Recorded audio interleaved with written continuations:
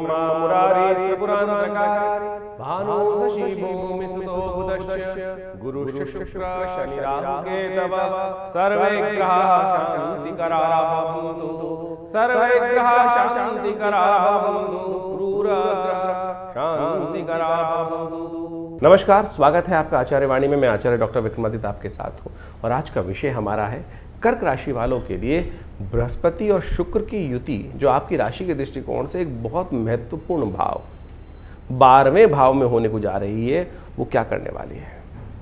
देखिए, इस वक्त आपकी ग्रहों की युति को देखें तो बृहस्पति महाराज आपकी राशि के स्वामी चंद्रमा जो हैं, और वो तो बहुत तेज गति से मन को चलाए जा रहे हैं, लेकिन सबसे बड़ा प्रभाव आपकी राशि के दृष्टिकोण से इस वक्त जो बना हुआ है वो बना हुआ है बृहस्पति और आज हम जिसके लिए विषय के लिए हैं शुक्र महाराज, दोनों की युति 27 जुलाई से लेकर 21 अगस्त तक रहने वाली है आपके 12वें भाव में। एक तरह से राजयोग भी बन सकता है और एक तरह से नुकसानदायक भी वो बन रहा है, ध्यान रखना पड़ेगा आपको।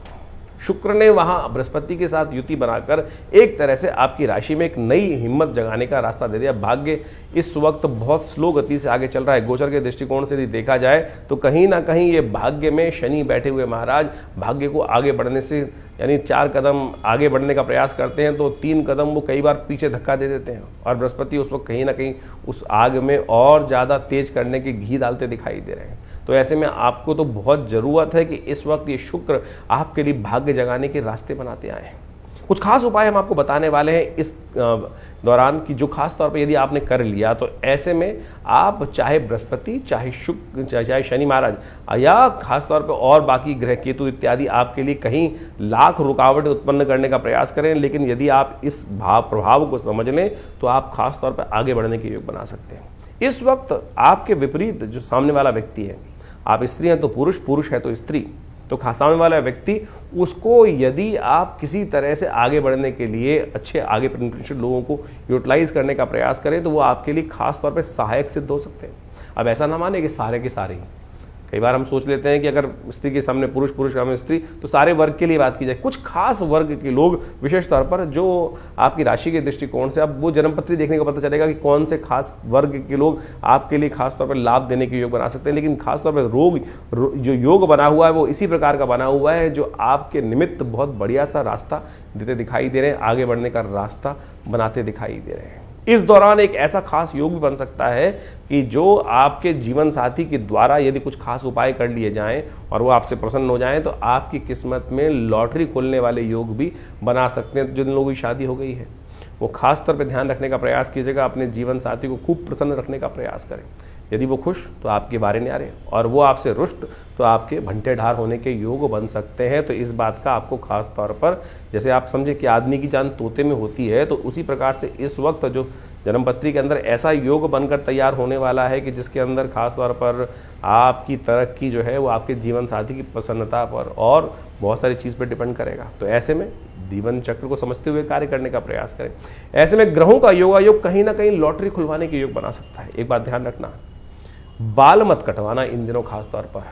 आपकी राशि, हम कर्क राशि के संबंध में बात कर रहे हैं कि इस वक्त कम से कम इस बात का ध्यान रखने की ज़रूरत है कि कुछ दिन खास तौर पर बाल ना कटवाएं। बाल कटवाते ही नुकसान होने के योग आपकी राशि में साफ साफ दिखाई देते हैं। किस्मत को जगाने के लिए खास तौर पर ध्यान रखें। गोचर के दृष्टिकोण से तो हम ये बात खास तौर पर बताने का प्रयास कर ही रहे हैं आपको। यदि आप भगवान शिव का पार्वत का शिवलिंग घर में रखकर या मंदिर में रखकर नित्यपति उसकी मंदिर में रख के आए तो बहुत श्रेष्ठ है। घर में रख पाए ना रख पाए, मैं कहूँगा ये आप उपाय करने, किसी मंदिर में एक छोटा सा पार्वत का शिवलिंग रख लें और उन पर नित्यपति भगवान शंकर को प्रसन्न करने के लिए जलाभिषेक, दुग्धाभिषेक करने का प्रयास करें। देखिए, किस्मत जागने के रास्ते बन सकते हैं, बहुत ज़बरदस्त तरीके से आगे बढ़ने के रास्ते बनते हैं। संक्षेप में इस बात को हमने आपके समक्ष रखने का प्रयास किया। गोचर का प्रभाव है, गोचर में संक्षेप में ही बहुत सारी चीज़ समझने का प्रयास करना चाहिए। बहुत लंबी लंबी बातें करेंगे तो बहुत सारी चीज़ें और भी देखनी पड़ जाएंगी, लेकिन यहाँ केवल 2 ग्रहों की युति हम आपके समक्ष रखने का प्रयास कर रहे हैं। कोशिश करें हल्दी का टीका माथे पर जरूर लगाइएगा। इस समय खासतौर पर ये उपाय आपके लिए बहुत श्रेष्ठ रहेगा। ये छोटे छोटे कुछ खास बातें हैं, और भी बहुत सारी बातें हैं, उनको अच्छे से समझकर जीवन में आप उतारने का प्रयास कर लीजिए। इस वक्त शनि ठीक नहीं चल रहे हैं, शनि का उपाय बहुत ज़रूरी है आपकी राशि के दृष्टिकोण से। तो इस बात को ध्यान रखते हुए शनि को मनाने का लगातार प्रयास कीजिएगा, बहुत ज़रूरी है। हमने अलग से बहुत सारे वीडियो बनाए हैं कि शनि मंगल की युति क्या कुछ करने वाली है, जो टकराव की स्थिति है वो क्या करने वाली है, उसको अच्छे से जाके समझ लीजिए।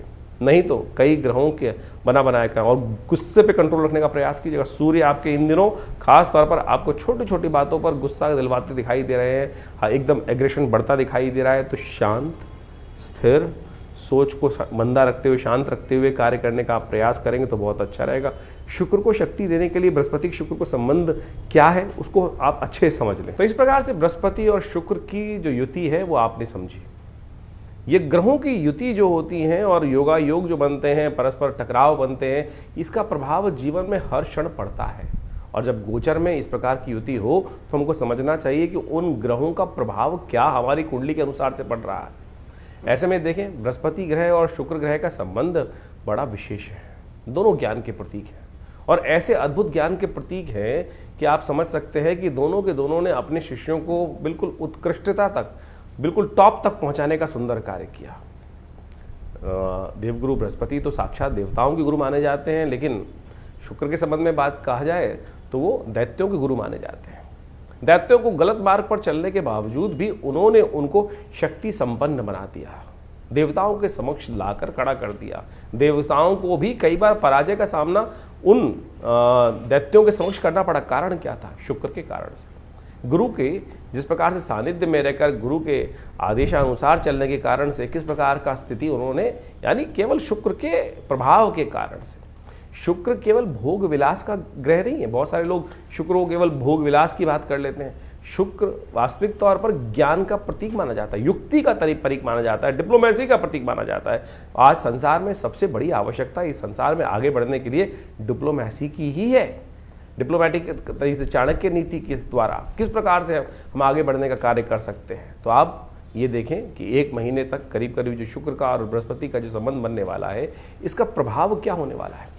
वैसे आपकी राशि के दृष्टिकोण से तो आपने प्रभाव समझा, लेकिन जनरल तौर पर यदि हम सामान्य तौर पे समझें तो क्या है, विपरीत बुद्धि जो है वो 2 विभिन्न मार्गों पर चल सकती है। देखिए संसार जो है ना गोली है, कहा जाता है ना पृथ्वी गोल है। इधर से चलोगे चाहे इधर से चलोगे तो गंतव्य मार्ग पर। हाँ, एक मार्ग छोटा हो सकता है, एक मार्ग बड़ा हो सकता है। एक मार्ग पर चलने में रास्ता पथरीला हो सकता है और एक मार्ग पर चलने पर रास्ता कहीं ना कहीं सुगम हो सकता है, वो गुरु के सानिध्य पर। और उसका निष्कर्ष किस प्रकार से निकलना है और वहां किस प्रकार से सस्टेन अपने आप को करना है, ये वास्तविक तौर पर हमको सही दिशा समझ में आनी चाहिए। अब बृहस्पति और शुक्र की जो युति जो इस वक्त बन रही है, और वो भी बुध के भाव में, बुध की राशि में जो बनकर तैयार हो रही है, हो क्या रहा है कि सारा बुद्धि का खेल है। तो ऐसे में ध्यान रखना पड़ेगा कि आपको बुद्धि कहीं फेरे में ना फंस जाए। यानी हमारे मनोमस्तिष्क में क्या होता है कि एक भाव बैठा होता है पाप का, एक भाव बैठा होता है पुण्य का। एक हमको सुख शुभ की तरफ प्रेरित करने का प्रयास करता है, दूसरा कहता है गलत कार्य कर लो। और यही जो मति भ्रम है, इधर जाऊं कि उधर जाऊं। दुस्वाभाविक राशि में दोनों बुद्धि के देवता एक जगह उपस्थित हो गए हैं और जिस प्रकार के, और दोनों के दोनों शक्ति संपन्न है। नवांश में भी यदि इनको देखें तो अच्छी शक्ति में इस पूरे के पूरे जो राशि चक्र के अनुसार से चलेंगे, चाहे वो दृष्टि मान ली 27 जुलाई से लेकर 21 अगस्त तक का ये समय रहेगा, बिल्कुल सही रूप से रहेंगे, अच्छे ताकत में रहेंगे। तो ऐसे में आपको जिस प्रकार से हमने जो उपाय बताए हैं वो करते हुए कार्य करने का प्रयास करना चाहिए। शुक्र का संबंध जो है ना, वो भोग विलास की तरफ भी ले जाता है और ऐसे में आपकी राशि के दृष्टिकोण से जहाँ जहाँ उसका प्रभाव उत्पन्न हो रहा है, उसके अनुसार से आपको विशेष तौर पर कुछ खास उपाय करते रहना चाहिए। ऐसे में अपने राशि के दृष्टिकोण से आपको खास तौर पर कुछ खास उपाय समझ लीजिए जिस प्रकार से करना है। वैसे हमने जो आपको प्रभाव बताया उसके अनुसार और भी हजारों उपाय शास्त्र में, अनेक मत के अनुसार से शास्त्रों में उन उपायों को वर्णित किया गया है। शुक्र का वास्तविक संबंध जो है, यदि हम शुक्र का संबंध शुभ करना चाहते हैं, एक बड़ी भ्रांति है संसार में इस वक्त कि शुक्र को अय्याशी के साथ, बहुत सारे लोगों ने तो मदिरा के साथ जोड़ने का प्रयास कर दिया। अय्याशी, गलत काम जितने भी हो सकते हैं, वो शुक्र कहीं नहीं है। शुक्र अगर ज्योतिष के दृष्टिकोण से, अध्यात्म के दृष्टिकोण से समझें तो शुक्र का संबंध किससे कहा गया है? गाय से, गौ सेवा से। सोचे, शुक्र कहीं जो है किसी के शिष्य ने कोई गलत तरफ चला गया, उसने गलत कार्य कर दिया तो गुरु गलत नहीं हो गए। शुक्राचार्य जी ने कहीं कोई व्यभिचार नहीं किया, इस बात को हमको समझना चाहिए। तो शुक्र कहाँ से, जो कई लोग मतलब वास्तविक तौर पे अभी कुछ दिन बड़ा विचित्र स्थिति समझी कि एक जो व्यक्ति बहुत सारे जगह बैठे हुए एक फालतू बात कर रहे थे कि शुक्र यदि ताकतवर देना चाहते हो तो शराब पीना शुरू कर दें। अरे क्या ज्योतिष का सत्यानाश करना चाहते हैं? अध्यात्म का, ज्योतिष एक आध्यात्मिक विज्ञान है और वहाँ मदिरा का पान करना जो ग्रह सिखाए, जो व्यक्ति सिखाए, वो ना तो आध्यात्मिक हो सकता है ना तो विज्ञान के साथ हो सकता है। तो इस बात को हमको समझ लेना चाहिए अच्छे से। शुक्र को यदि प्रबल करना चाहते हैं तो एक बात समझ लें, दूध का सेवन बढ़ाएं। हमारे यहाँ भोग विलासिता की जो व्याख्या दी गई है गौधन से दी जाती थी, और आज की तारीख में शुक्र का वैभव प्राप्त करने के निमित्त अब लोग ललायित हैं कि शुक्र का वैभव, तो कुंडली में दोष बढ़े, कुंडली में शुक्र जिसका कमजोर है उसको कैसे ताकतवर है। अरे नित्यप्रति गौ की सेवा करने से जो निधि प्राप्त होती है गोदुग्ध, उसका सेवन करना शुरू करो, तब तो शुक्र की ताकत बढ़ेगी, नहीं तो किसी और कारण से शुक्र। और आपने गलत तरफ जाकर ऐसे मतिभ्रम करने वाले लोगों के संगत में आकर करना शुरू कर दिया तो खुद तो गिरोगे और पूरे के पूरे समाज को लेकर गिर जाओगे गड्ढे के अंदर। शुक्र नहीं बढ़ेगा।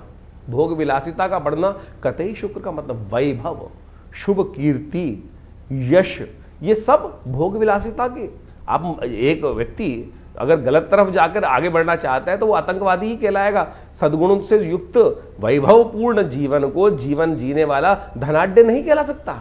आज हमने धनाढ्य की जो डेफिनेशन है, धन व्यक्ति को प्राप्त करने वाला धनी व्यक्ति की जो डेफिनेशन है, वो सदकर्म की तरफ प्रेरित व्यक्ति ही माना जाता है। तो सदकर्म की तरफ शुभ कर्म के तो इसलिए इन भ्रांतियों से बाहर निकलने का प्रयास करो।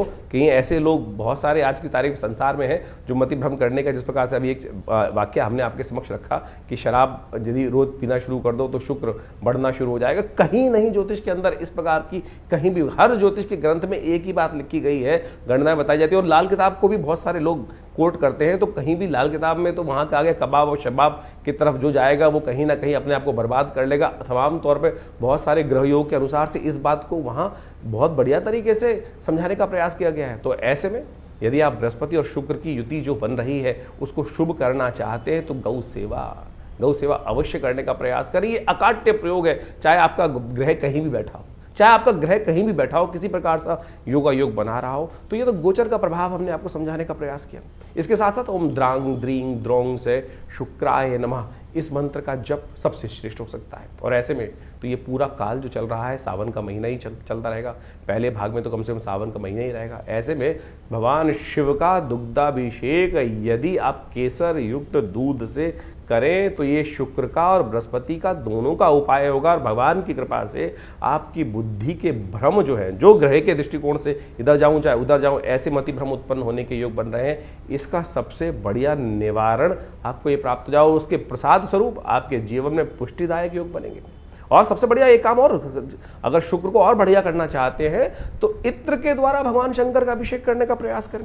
इत्र का सुंदर परफ्यूम इत्यादि का, अपने बहुत सारे लोग कहते हैं परफ्यूम से एलर्जी होती है, कुछ होती है, तो शुक्र का संबंध जो है, जहां दुर्गंध है वहां बहुत सारे नेगेटिव ग्रह हो सकते हैं, लेकिन शुक्र तो विलासिता का प्रतीक है, शुभ भोग का प्रतीक है, तो इत्र का प्रयोग अवश्य आपकी राशि के दृष्टिकोण से यदि आप इत्र का प्रयोग, सुगंधी का प्रयोग। और एक बात और ध्यान रखना, शुक्र नेगेटिव कब होता है? जब कोई व्यक्ति फटे हुए कपड़े पहनता है। अब बाहर से अच्छे कपड़े पहन सकते हैं, अंदर से फटे हुए कपड़े पहन रखे हैं। ग्रह कितना ही अच्छा हो, ग्रह कितना ही अच्छा है, यदि हम कर्म गलत तरफ से कर रहे हैं, अपने आप को उस तरफ गलत तरफ जा रहे हैं, फटे हुए रैग्स पहन रहे हैं, तो आप समझ लो कि आपकी कहीं ना कहीं दरिद्रता को आप आमंत्रित कर रहे हैं, यानी शुभ ग्रह के प्रभाव को कहीं ना कहीं नेगेटिव कर रहे हो। तो इन छोटे छोटे सिद्धांतों को अपने जीवन में समझकर कार्य करने का आप यदि प्रयास करेंगे तो बहुत अच्छा रहेगा। हमने अपने इस विवेकानंद योगाश्रम संस्थान के द्वारा जितनी भी पुस्तकें लिखी हैं, उन सब में इन ग्रहों के संबंध को बहुत बढ़िया तरीके से समझाने का प्रयास किया है। और उन ग्रहों के निवारण के लिए सबसे बढ़िया दैविक मार्ग ही है, उपासना मार्ग ही है, प्रार्थना मार्ग ही है, जिन पर जाकर आप ग्रहों के विभिन्न उपायों को करके अपने कष्टों का निवारण कर सकते हो। सबसे बढ़िया है मंत्र जप करना, भगवान का स्तवन करना, भगवान के सुंदर जो कार्य, जो क्रिया जो कर्मकांड के सिद्धांत के अनुसार से बहुत सारे मंत्र इत्यादि जप करने के पूजा पाठ के विधान को विकसित किया गया है, उनको करना तो आप समझें। और जब भी हमने बहुत सारी व्यवस्थाएं बनाई हैं विवेकानंद योगाश्रम में, हर रविवार को बड़ा कार्यक्रम होता है, उसमें आप सब लोग आकर उस यज्ञ में बैठ सकते हैं। विभिन्न नवग्रहों के मंत्र हम समय समय पर कराते ही हैं उसमें, तो आप सब आकर उन यज्ञ इत्यादि कर्मों में बैठें।